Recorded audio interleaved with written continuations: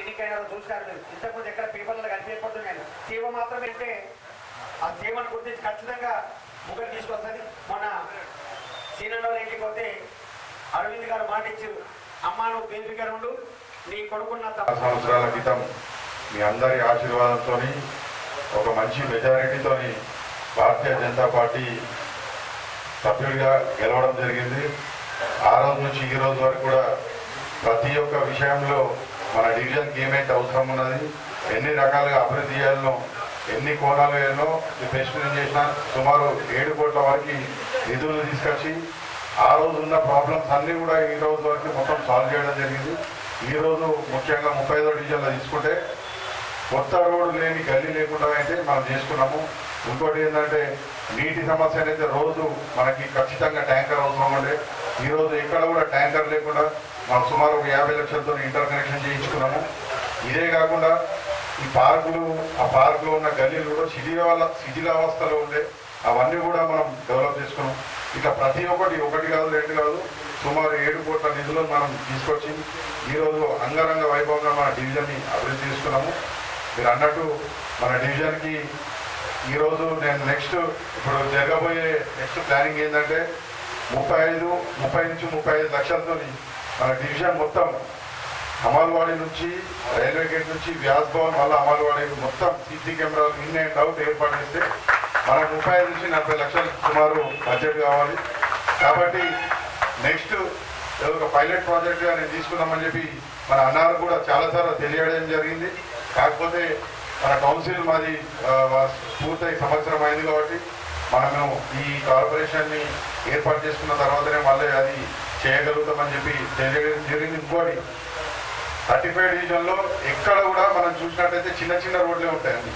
కొన్ని ఏరియాలలో స్లమ్ ఏరియాలలో అయితే కనీసం ఆటో కూడా పోలేని పరిస్థితి. నెక్స్ట్ 35వ డివిజన్లో ఒక్క నల్లా కూడా లేకుండా ఇంటర్ కనెక్షన్ దానికి కావాల్సిన ప్రెషర్ వచ్చి నల్లా కనెక్షన్ పైనకి ఇచ్చి రోడ్లు కూడా మంచిగా విశాలంగా చేసి పైలట్ ప్రాజెక్ట్ కూడా చేపడతా అని చెప్పి మీ అందరికీ మాటిస్తున్నా. ఇలా 1 కాదు 2 కాదు, నేను రాజకీయాలకు వచ్చినప్పటి నుంచి ఇప్పటివరకు డివిజన్కి నా సొంతగా నేను 1.5 వరకు అంటే ప్రతి ఒక్క కార్యక్రమాలు ఈరోజు శివాజీ జయంతి అనండి, రామనవమి అనండి, హనుమాన్ జయంతి అనండి, గణపతులు అనండి, బతుకమ్మ అనండి, బోనాలు అనండి, ఇలా ప్రతి ఒక్క ఈవెంట్కి నాకు తోచినంత నేను చేసిన. నాతో కాకపోతే మా అన్న దగ్గరికి పోయినా అన్న ఇట్లుందంటే ఏ రోజు కూడా నన్ను ఖాళీగా పంపించలే. ప్రతి ఒక్క విషయంలో నేను ఒక చారాన్ని వేస్తే మా అన్న ఒక బారాన్ని వేసి ప్రతి ఒక్క హిందువులు మన సంస్కృతులు మనం చేసుకునే పండుగలు ప్రతి ఒక్క దాంట్లో అన్న పాత్ర ఉంటుంది ఖచ్చితంగా. కాబట్టి ఇవాళ మన డెవలప్మెంట్ కాదు, డివిజన్లో ఇన్ని పండుగలు ఇంత ఘనంగా నిర్వహించుకుంటున్నామంటే అదందరూ కూడా గతంలో మీరు నాకు ఆశీర్వదించిన దీవెనలుగా నేను చెప్తున్నా. కాబట్టి ఈరోజు నేను మళ్ళీ ఓటు అడుగుతున్నా అంటే నాకు 100 కారణాలు ఉన్నాయి. నేను పర్సనల్ కూడా చాలా మందికి నాతో కాకుండా నా స్నేహితులతో పర్సనల్ హాస్పిటల్స్ అనండి, మంచి చెడులు అనండి, ప్రతి విషయంలో నా పాత్ర ఉంది. ప్రతి ఇంటితో కూడా నా కనెక్షన్ ఉంది. ఈరోజు నేను మళ్ళీ ఓటు అడుగుతున్నా అంటే నాకు 100 కారణాలు ఉన్నాయి ఓటు అడగని. కాబట్టి అధికార పార్టీకి నన్ను ఎట్లా తట్టుకోవాలా, ఏం చేయాలనేది చూస్తలేదు. ఎందుకంటే -పాయింట్ ఒకటి కూడా లేదు. కాబట్టి నా మీద ఇంత బుద్ధయిస్తున్న చదివితే పబ్లిక్ నమ్ముతారేమో అని చెప్పేసి వాళ్ళు కొంచెం ప్రయత్నిస్తున్నారు. మీరందరూ గమనించాలా. ఇక్కడ ఉన్న వాళ్ళంతా చాలామంది కొత్త ఇల్లు కట్టుకున్న వాళ్ళు కూడా ఉన్నారు. నాకు కనీసం కొత్త ఇల్లు కాదు కదా, వాళ్ళే నన్ను పిలిచి ఇంత ఛాయ్ వచ్చి చెప్తే కూడా నేను ఏ రోజు ఎక్స్పెక్ట్ చేయలేదు. వీలైతే ఏదైనా ధర్మం కోసం ఏదైనా ప్రోగ్రామ్ చేసినప్పుడు మీరు పాల్పంచుకోవాలన్న, అంతేగాని మన పర్సనల్ ఎజెండా ఏం లేకుంటే.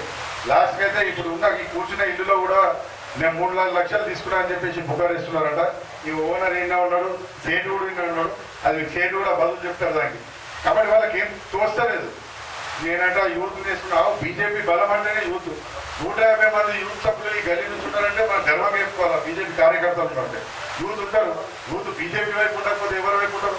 ఈ రోజు మీకు ఓటు అడుక్కునే నైతిక హక్కు లేదు మీ పార్టీకి. మీ సీఎం చెప్తున్నాడు బీజేపీ కాకుండా ఇప్పుడు కాంగ్రెస్ కోటేస్తారంట, ముస్లిం చేసినట్ట, ముస్లింస్ అంటే కాంగ్రెస్ అని చెప్పి బహిరంగంగా చెప్పాడు. ఇంకా ఏ ముఖం పెట్టుకొని మీరు ఓటు అడుగుతారు? ఇప్పుడు ఈ 2.5 సంవత్సరాలు కావస్తున్నది. ఒక్క సంక్షేమ పథకాలు కూడా గల్లీకి తీసుకురాలి. మేమే మా సొంత ఎజెండా, సొంత డబ్బులతోనే అన్నగారి సహకారంతో గుడిలకు కానీ ఇంకా వేరే ఇతర విషయాలలో హెల్ప్ చేసుకుంటూ డెవలప్ చేసుకుంటాం. మనకు పంబోడిలో ఒక మందిరం ఉంటుంది, మహామైసమ్మ ఆలయం అని చెప్పేసి పూర్తిగా ఎంపీ ల్యాడ్స్ అన్నగారు సహకారంతో మేమందరం కూడా ఇది చేసుకుని కట్టించుకున్నాం. ఇట్లా ప్రతి ఒక్కరికి గవర్నమెంట్ సహకరించకుండా కానీ మేము 100% ఈ డివిజన్ని నంబర్ 1 డివిజన్గా డెవలప్ చేసినాము. రానున్న రోజుల్లో కూడా చెప్పినట్టు మీకు సీసీ కెమెరాలు కానీ ఇంకా మనం ఇప్పుడు నల్లా లేకుండా మంచి ప్రెజర్ నుంచి పైనకించడం ఇట్లా కొత్త కొత్త తరహాలు మన డివిజన్ అభివృద్ధి చేసే పదంగా ముందుకెళ్తా అని చెప్పి మీ అందరికి మాటిస్తూ ఖచ్చితంగా మీరందరూ కూడా సంపూర్ణ మద్దతు భారతీయ జనతా పార్టీకి ఇచ్చి నన్ను మళ్ళొకసారి భారీ మెజార్టీతో గెలిపించాలని చెప్పేసి కోరుకుంటా ఉన్నాను. అందరికీ తెలిసిన ఒక మంచి సమావేశం,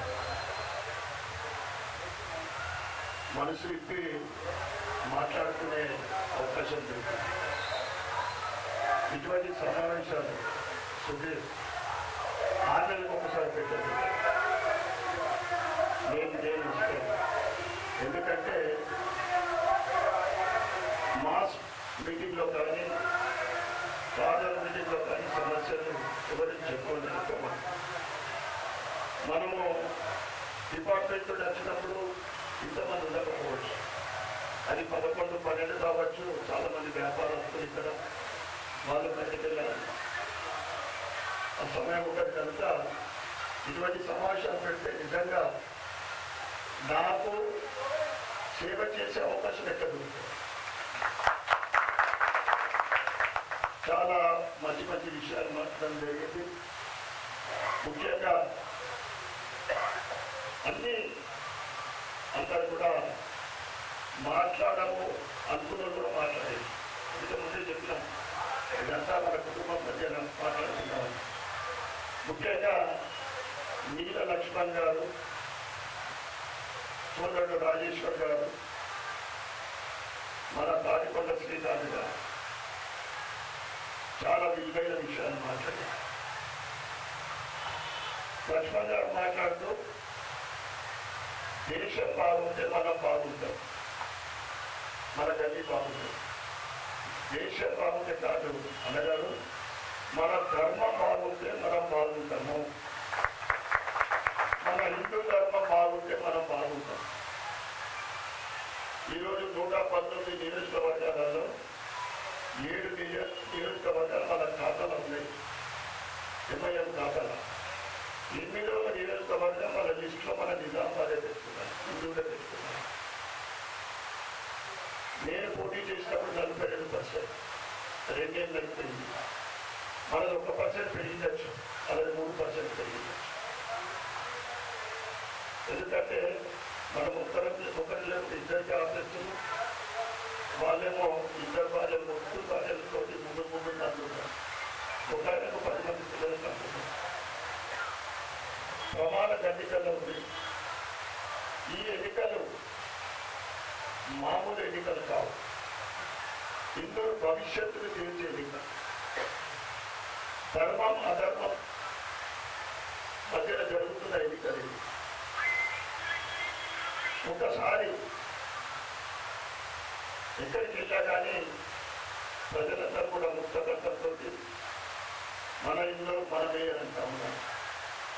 అది నిష్ఫలైనందుకు కాదు. అయితే మాత్రం ఆ మేయర్ పీఠ మీద మీరందరూ ఆశిస్తున్నట్లు భవిష్యత్తులో మీరు ఇది కావాలనే అవకాశాలు అన్ని కోల్పోతారు. వాళ్ళ మధ్యలో జరుగుతున్న చర్చ ఏంటంటే, గతంలోనే మా ఎంఐఎం మేయర్ టీఆర్ఎస్కు 13 సీట్లు, మాకు 16 సీట్లు వచ్చినాయి. 10 సంవత్సరాల నుంచి మాకు సెకండ్ హైయెస్ట్ సీట్లు వస్తూ ఉన్నాయి. ఈసారి మాత్రం అన్ని సర్వేలు చెప్తా ఉన్నాయి, కాంగ్రెస్కు డబుల్గా కాదు, మేము 16 వందల ఇంకా 2 ఎక్కువ తీసుకుంటాం, మేయర్ పీఠ మాటే కావాలని చర్చ నడుస్తున్నాం. ఎంఐఎం అంటే ఒకప్పటి రజాకర్ను పోతూ ఈ అసౌద్దిని ఓడించి వాళ్ళ అయ్యకు చేతులు తెచ్చిపోయిన పార్టీ. ఇక లోకల్ సమస్య విషయంలో మా సుధాకర్ గారు చెప్పారు, నేను 26 నెలల నుంచి ఎమ్మెల్యే అయినా. చాలా మంది నాయకు వస్తే పాలం కొట్టే సమస్యలు తీర్చిన అంటే వాళ్ళ మధ్య ఫోన్ చేసి నువ్వు పో మళ్ళీ మాట్లాడతా చూస్తా పోతలేదు కాదు. దేవుడు ఇష్యూ వచ్చినప్పుడు సిపి వచ్చి పోయిన తర్వాత 3 వారాలు పట్టింది. నేను వాళ్ళతో ధర్నాల కూర్చుంటున్నా అని చెప్పిన. అదే రోజు ఆ లైన్ ఓపెన్ అయింది. నా డిక్షనరీలో రేపు దయచేసి మీరు అందరూ ఎక్కువ సంఖ్యలో రావాలా, చాలా విషయాలు మాట్లాడేది. ఎందుకంటే ఇది ట్రైనింగ్ మీటింగ్ ఉంటుంది. నా డిక్షనరీలో 2 ఉంటాయి. మీరందరూ ఆశీర్వదించేది. నేను రిటర్న్గా మీకు ఇవ్వాలి. రిటర్న్గా నేను ఏం సేవ చేయాలా ప్రజలకు, నా నియోజకవర్గాన్ని ఏ విధంగా అభివృద్ధి చేసుకున్నాను. 2 తప్ప నాకు 3 ఆలోచన ఉన్నాయి. ఇంట్లో ఉండి లేకులు అని చెప్తున్నాడు. నేను నెలకు 25 రోజులు ఇన్నే ఉంటా. హైదరాబాద్ మొదలు ఎక్కువ పోతుంది అబ్బాయి. ఇంట్లో ఉండి లేదు అనేటట్లు ఎప్పుడు ఉంటుంది, ఖాళీగా ఎప్పుడు ఉందా. కనుక ఎప్పుడే చెప్తా ఉన్నా, సుధీర్ సోదరుడు టికెట్లు మామూలుగా ఇయ్యలే, నాకు ఇయ్యలే. ఇంటెలిజెన్స్ రిపోర్ట్ ఆధారంగా సర్వే చేయించుకోలే టికెట్ కేటాయించడం జరిగింది. అందరికీ టికెట్లు రాలే. కూర్చున్న కార్పొరేటర్లకు కూడా వాళ్ళకు కూడా టికెట్లు రాలేదు, సగం మందికి రాలేదు. ఇక మా రాజ్యోతి చిన్న చెప్పింది, నేను అనేక సమావేశాలు చెప్తా ఉంటాను. మనుషులల్లో రాజకీయ చైతన్యం కావాలి. వాస్తవంగా చెప్పాలంటే మన ఇంట్లో రాజకీయ చైతన్యం వర్గం ఏంటంటే ముందుకు రాకపోవాలి. అప్పటి నుంచి గత కొన్ని దశాబ్దాల నుండి డి శ్రీనివాస్ గారు అప్పటి పీరియడ్ నుంచి చైతన్యం ఎక్కువ. మొన్ననే నేను అరవింద్ ధర్మపురి గారిని తీసుకెళ్ళిన. ఈయన ఛాయ్ కన్నా తొందర అంటే నేను భోజనంకే తీసుకెళ్ళాను. ఇక్కడ సుధీర్ ఉన్నాడు. సుధీర్ ఏం భయపడండి. రాబోయే ఎమ్మెల్యే ఎలక్షన్ కన్నా ముందే బైఫర్కేషన్ కాబోతా ఉంది. 119 అసెంబ్లీ స్థానాలు 156 కాబోతా ఉన్నాయి. బైఫర్కేషన్ అంటే ఈ డివిజన్ కూడా బైఫర్కేషన్ అయింది, సంఖ్య పెరుగుతుంది. భవిష్యత్తు దేవుడికి ఎరుగా. ఎందుకంటే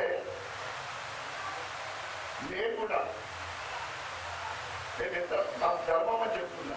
సేవ చేయడం ధర్మం. నా నియోజకవర్గ ప్రజలకు నేను హెల్ప్ చేయడం నా ధర్మం. 1/3 చిన్న సభలో నరేంద్ర మోడీ గారు మహిళలకు స్థానం కల్పించారు. ఆ బిల్ పాస్ అయిపోయింది. 156లో 1/3 అంటే సంతోష్ 52 చేసుకొని స్థానాలు లేడీస్కు ఫిక్స్ అయినవి ఉంటాయి, ముందరికి రాలేకుంటుంది. అంటే సుమారు 55 నుంచి 60 ఎమ్మెల్యేలు భవిష్యత్తులో మహిళలు కాబోతూ ఉన్నారు. అంటే వైశ్యుల విషయాన్ని ఒకటే నిమిషం మాట్లాడి, వైశ్యుల సమావేశం అని అనుకుంటలేదు. నిజంగా నేను వైశ్యులకు న్యాయం చేయలేదు. ఎందుకు చేయలేదంటే ఫోకస్ నేను 4 మీద పెట్టేది. ముందు వచ్చిన వాళ్ళు 23వ division city corporator Illendula Prabhakar 28, 22వ డివిజన్ నుండి శీతల్ బాగా ఇండస్ట్రీలో ముందుకు వచ్చింది. 43వ డివిజన్ నుండి సత్యప్రసాద్ ముందుకు వచ్చింది, నాకు కలిసిన మాట్లాడు. తర్వాత వచ్చేది కొద్దిగా లేట్ మనిషి. ఇవన్నీ కూడా అంటే టీఆర్ఎస్ ప్రభుత్వము 10 సంవత్సరాల రిజర్వేషన్ పోయినసారి ఎట్లుండేనో అట్లనే ఉండాలి. కానీ ప్రభుత్వాలు మారినప్పుడు వాళ్ళ ముద్ర వేసుకుంటారు. అన్ని రిజర్వేషన్లు మారిపోయి ఈ 4 స్థానాలలో కనీసం 2 ఇవ్వాలనుకున్నాను. కానీ 100% ఈ 5 స్థానాలు బీసీ ఎవరేం చేయలేం. దానికి ఇదొకటి. ఇక్కడ కల్లుపట్టి విషయంలో మీరు ఒకసారి మనం కూర్చున్నాం. ఎందుకంటే చిన్న సమస్య కాదు. దాన్ని ఏ విధంగా మనం దానికి కనిపెట్టడానికి ప్రయత్నం చేద్దాము, మాట్లాడదాం. ఇక సీసీ కెమెరా నిజంగా ఇంతకుముందు కూడా వచ్చినాం. మొన్ననే నోటిఫికేషన్ రాకముందు ₹1 పూర్తిగా ఇక్కడ చేయడం జరిగింది. సుధీర్ ఎన్ని పనులు ఉన్నాయి? మన ఇందు మన మేయర్ కాబోతా ఉన్నాయి. ఇక్కడ ఎంపీ అరవింద్ ధర్మపురి గారు 7 సంవత్సరాల కాలం, నాది 26 నెలల కాలంలో ఇందూరు నగరంలో 4 లక్షల జనాభా ఉంది. ఏ కాంట్రాక్టర్ కలుగుతారా, ఏ బిల్డర్ కలుగుతారా, ఏ రియల్ ఎస్టేట్ వాళ్ళకి అడుగుతారా, ఏ డిపార్ట్మెంట్ వాళ్ళకి అడుగుతారా?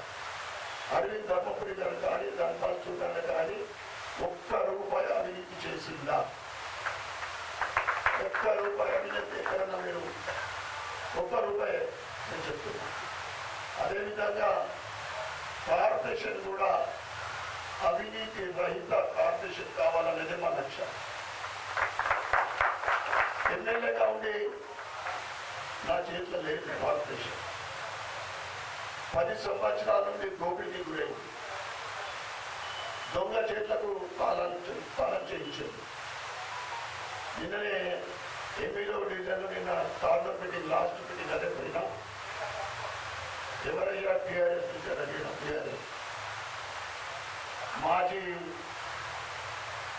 మున్సిపల్ మేయర్ భర్త ఆయన 9వ డివిజన్ అక్కడ ఓడిపోతారు తెలుసు. ఇలా అంతకన్నా మెజార్టీతో ఓడిపోతున్నాం. పచ్చాకింగా అని అడిగినాం. అంతేనా? అబద్ధపడి 50 గజాల జాగ విజనీయం. గుట్టలు చదును చేసి కార్డు చేసి అమ్మడం.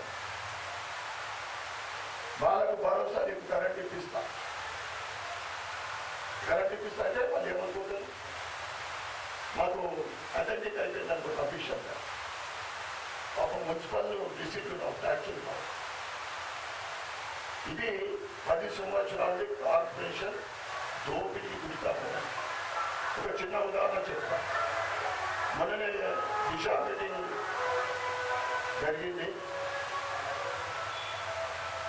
దాంట్లో గతంలో జరిగిన పాయింట్స్ ముందు చర్చిస్తారు. మున్సిపల్ ట్యాక్స్ ఏది అనేది ఇంతకుముందు చర్చించినప్పుడు పాయింట్ వచ్చినప్పుడు కమిషనర్కు నేనే మాట్లాడాను. మున్సిపల్కు 86 అడిగింది షాప్, కార్పొరేషన్కు వస్తుంది 4,000 5,000. కానీ అందులో ఉన్నోడు కడుతున్నాడు 30,000. మరి ఇప్పటి వరకు మీ అగ్రిమెంట్ అని అడిగితే మన డిసెంబర్ అయిపోయింది. ఏం చేస్తున్నారు? సరే ఎలక్షన్ అంతా అయిన తర్వాత కొత్తగా టెండర్లు పెట్టి కొత్త రేట్లు ఫిక్స్ చేస్తామని చెప్పి మార్కెట్లో ఏ రేట్ ఉందో దానికి తగ్గదు అని చెప్పి. అంటే కార్పొరేషన్కు ఈ మడిగిన ద్వారా చిన్నది ఇది లిస్ట్లో లేదు. లిస్ట్లో పెద్ద పెద్ద తిరిగిలాలు మింగేస్తున్నారట. దాంతో నెలకు 20 నుంచి 25 లక్షల ఆదాయం పెరుగుతుంది. ఆదాయం పెరుగుతుంది. సంవత్సరానికి 3 కోట్లు. ఇక బీజేపీ దిగుతున్నారనే 8 కోట్ల కమాయి వచ్చేసింది. ఇది తెలంగాణ మొత్తం చర్చ. 100 కోట్ల బకాయిలు సంతోష్ మళ్ళా మొత్తం 100 కోట్లు ఉన్నాయి బకాయిలు. ఇదేదో పోవచ్చు, ఎందుకంటే బాధ్యత పోయినాడు. అవినీతి అనేది బాధ్యత 100% చేసుకోవచ్చు. కానీ ప్రజలకు కనీసము ఒక సంవత్సరానికి 50-60 కోట్ల ఆదాయం మాత్రం కార్పొరేషన్ నుంచి పెరుగుతుంది. నేను దీన్ని సర్వే చేశాను. బతిక మాటలతో చెప్పలేదు. అంటే డివిజన్కు ₹1,00,00,000 పని ఎక్కువ చూపించుకున్నాను సంవత్సరానికి. వేరే వస్తాయి.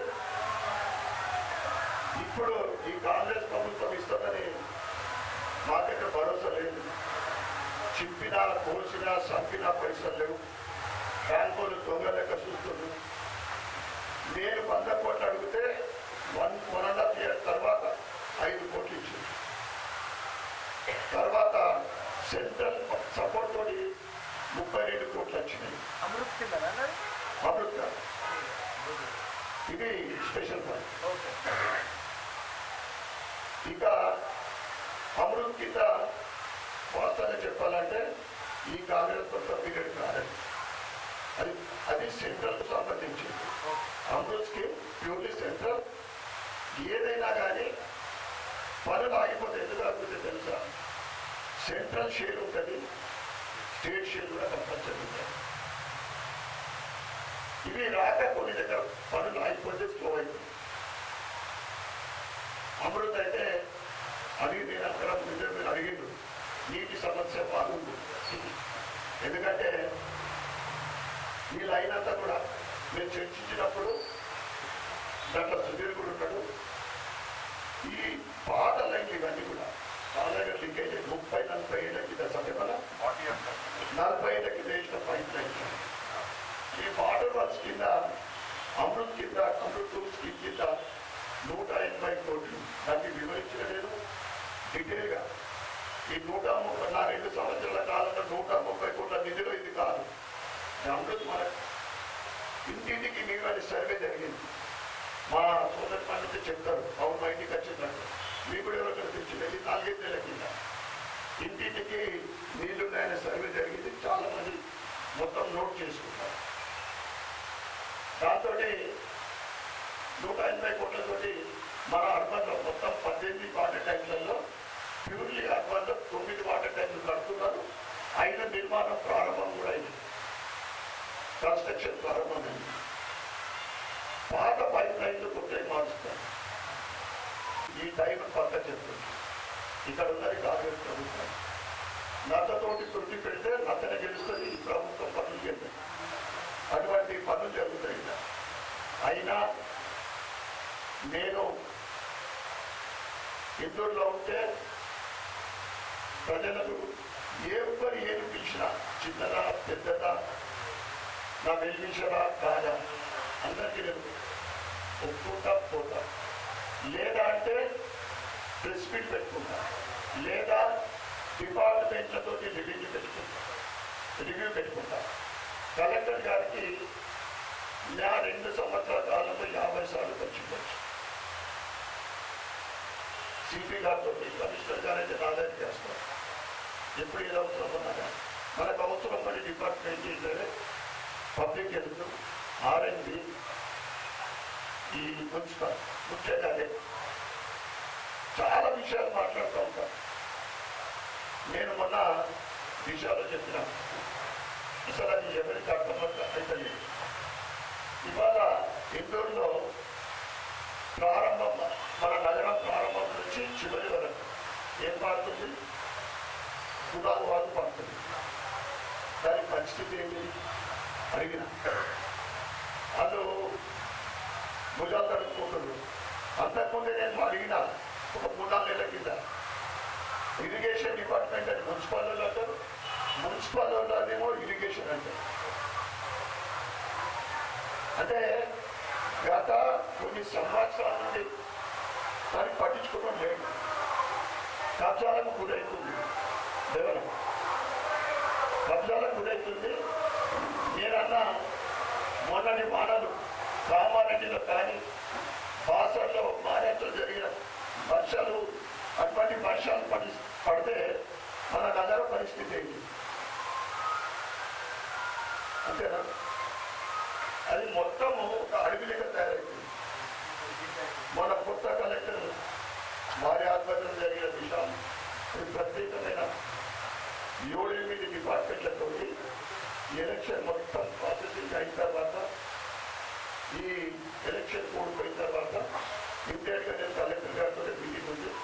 దాంట్లో పంచాయతీరాజ్, ఎందుకు పంచాయతీరాజ్ అంటే ఎప్పుడో 8 ఏళ్ల కింద 6 పార్కులు శాంక్షన్ అయింది. కాబట్టి పట్టించుకోవడం లేదు, అది తీసుకోవాలి పక్కన. ఇప్పుడు నేను ముఖ్యంగా డెవలప్మెంట్ విషయంలో ఒక వ్యక్తి గురించి పనిచేయదు, ఒక వ్యక్తి కోసం కాదు, మొత్తం నగర ప్రజలందరూ నా ఉంది. వాళ్ళు ఓటేసిగా ఓటేయలేదు కాదు. మైనార్టీ రక్షణగా నేను చెప్తాను. మన 53 డివిజన్ సమస్యలు తీసుకొచ్చింది. రాజపల్లి సభ చెప్పిన ఏది పెద్దబజార్ పోయేటప్పుడు ఆ తగ్గిగలి ముంగట మొత్తం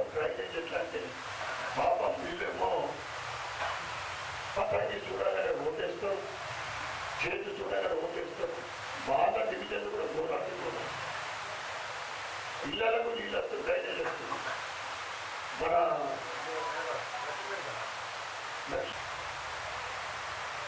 ఆడ కళా భవన్ గురించి, కళా భారతి గురించి, తహసీల్ ఆఫీస్ పక్కన ఇన్కంప్లీట్ అయిన వెజ్ నాన్ వెజ్ మార్కెట్ గురించి అక్కడ కట్టుడే తప్పు కడుతున్నారు. 80% అయిపోయింది పంపించిన.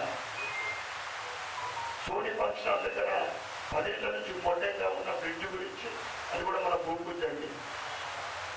ఈ పైలని తీసి చెత్త కుప్పలేసి దానికి మేము అన్ని తీసి ప్రాణం పోస్తున్నాం. ఈ విధంగా ఎక్కడెక్కడ మేజర్ పనులు లేదు దాన్ని నేను విడిచిపెట్టడం జరుగుతుంది. ఇక ఈ కాంగ్రెస్ ఇచ్చిన హామీల గురించి నేను మాట్లాడా, ఏ ఒక్క హామీ కూడా నెరవేర్చే గురించి మాట్లాడా, టీఆర్ఎస్ గురించి మాట్లాడా. మనం మాట్లాడే అభివృద్ధి గురించి జనరల్గా మాట్లాడుతున్నాం. ఇంకా వాటర్ ప్రాబ్లం, సీసీ కెమెరాస్ ఇప్పుడే నేను కమిషనర్ గారికి ఫోన్ చేసిన. సీసీ కెమెరాస్ మున్సిపల్ అంటే మేజర్ వర్కులు, రోడ్లు, డ్రైనేజీలు, పార్కులు, గ్రీనరీ, వీటి మీద ఎక్కువ దృష్టి, లైట్లు, వీటికి సంబంధం. నాకు ఇక్కడ సీసీ కెమెరాలు అరేంజ్ చేయడం ద్వారా తప్పకుండా చేద్దాం సార్ అని చెప్పాను. ఎప్పుడు ఇక్కడ కూర్చున్నప్పుడు ఇక కొత్త లైట్లు కావాలంటే నేను ఇక్కడ 41 డివిజన్ శంకరపోట దగ్గర, తర్వాత 9వ డివిజన్ వాళ్ళ దృష్టికి తీసుకొచ్చి డిపార్ట్మెంట్ ఎస్సీతో మాట్లాడి, ఎందుకంటే ఏ పని చేయాలన్నా కానీ ఛార్జెస్ ఉంటాయి. అది మున్సిపల్ కట్టి బోర్డు పెట్టిన తర్వాత మున్సిపల్ పే చేసి కరెంటు బిల్లు కానీ లైట్ల విషయం అక్కడ వాళ్ళకున్న సమస్యని బోర్డు జరపడం, బోర్డు దగ్గర వాళ్ళు అక్కడ అరేంజ్ చేసి, నేను అధికార ప్రభుత్వం లేకున్నా కానీ అందరి డిపార్ట్మెంట్ అధికారులకు పక్కది. ఎందుకంటే నా బ్యాక్గ్రౌండ్ చూసి వాళ్ళు వచ్చినప్పుడే తెలుసుకోవచ్చు ఇక్కడ ఏంటంటే ఎగ్జిదని. నా బ్యాక్గ్రౌండ్ చూసి మీ అందరి ఆశీర్వాదము తోటి నేను గెలిచి ఎమ్మెల్యే బ్యాక్గ్రౌండ్ ఏంటిలో తెలుసుకోలేకపోతాను. నా మంచితనం చూసి అందరూ సహకరిస్తాను. అందుకే 2 సంవత్సరాల కాలంలో 130 కోట్లు తెచ్చిన.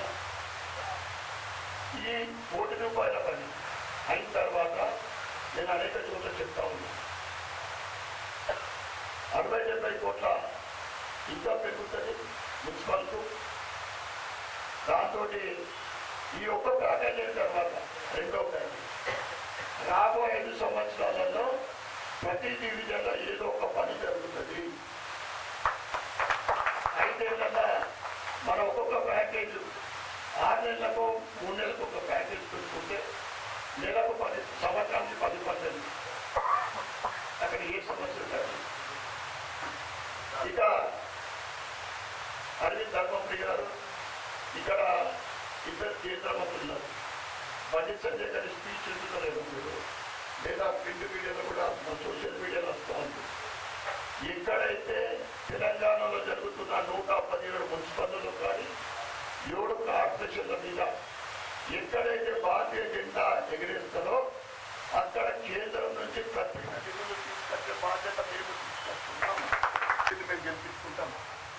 సూర్యుడు ఇచ్చిన హామీలు ఏవైతే ఉన్నాయో ఆయన చేతు పట్టుకొని నెరవేర్చే బాధ్యత మేము తీసుకుంటాం. 30 డివిజన్ కానీ 36వ డివిజన్ కూడా పనిచేసి ఎల్పిఎస్, ఎందుకంటే 2 కనెక్టివిటీ ఉంటాయి. ఒకప్పుడు 2 కూడా ఒకటే ఉంటాయి. 2 డివిజన్ల బాధ్యత వాళ్ళని కాదన్నాడు. బాగా యాక్టివ్ ఉంటాడు స్టూడెంట్స్ కార్పొరేటర్తో పెళ్ళి అయిపోయింది. నేను పక్కా చెప్తున్నా, ఈ ఎలక్షన్ కాకుండా నెక్స్ట్ ఎలక్షన్ అప్పుడు కూడా కాంగ్రెస్ కట్టర్ కాంగ్రెస్ ఇంటి నుంచి కట్టర్ టీఆర్ఎస్ అప్పటా గుర్తులు ఆర్ట్స్ నుంచి పెద్ద మనుషులు కాంగ్రెస్ వాళ్ళు కమలం పువ్వు ఓటేస్తే బయటకు రా దిగి అనుకుంటుంది. ఆ పరిస్థితి కష్టం. ఎవరి కోసం పనిచేస్తుంది అంతేనా?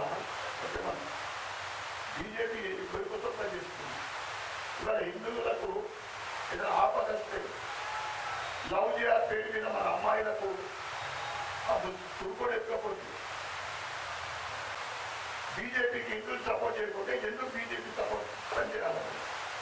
నాకు కూడా ఉండదా? సంపాదించాలనే నాకు కూడా ఆశ ఉండదా? ఇది మా ధర్మం కోసం పనిచేస్తాము. అందరు గుర్తించాలి. ఎవరి కోసమో అధికారంలో కాంగ్రెస్ అంటే ఇప్పుడే చెప్పిన కాంగ్రెస్ అంటే ముస్లిం అని బహిరంగంగా చెప్తున్నారు. అప్పుడు ఆ కేసీఆర్ హిందూగాలు పొందుగాలంటే బొందపెట్టింది. ఈయన కూడా హిందూ దేవతల మీద అవమానపరుస్తున్నారు. ఎలక్షన్లో అప్పుడు ఏం చేసింది? ఎటుకుంటూ అమ్మవాళ్ళ పేరు మీద గుర్తు పెట్టుకొని ప్రచారం చేసుకున్నారు. ఇప్పుడు అవమానపరుస్తున్నారు. అవమానం అంటే పెళ్లి కాలంలో రామవంతుడట, ఇద్దరు పిల్లలకు ఒక దేవుడట, తాగేటలకు ఒక దేవుడట, తినేటోళ్ళకి ఒక దేవుడు. ఇది మాట్లాడమను. ఇక అల్లా మీద మాట్లాడమంటే మనం అడ్డాగా చీకేసుకోండి. ఏసీకృష్ణ మీద మాట్లాడమని కొట్టే మనం ఇంత చులకనైపోయిన హిందువుల మధ్య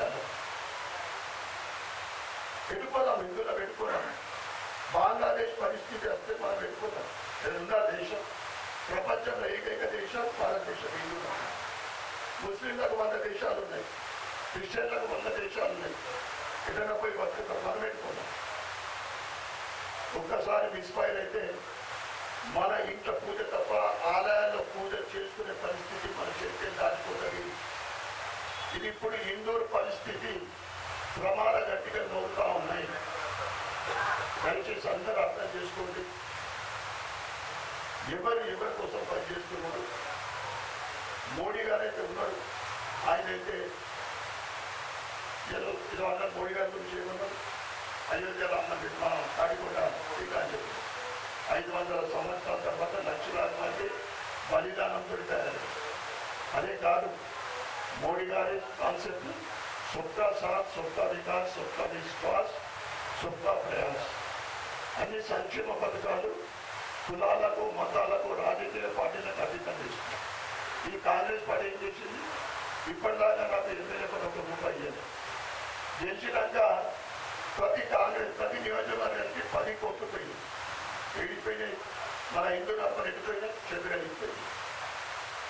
మీరందరూ 12 నాకు అడుగుతారా? చెబిరి వెళ్ళారు.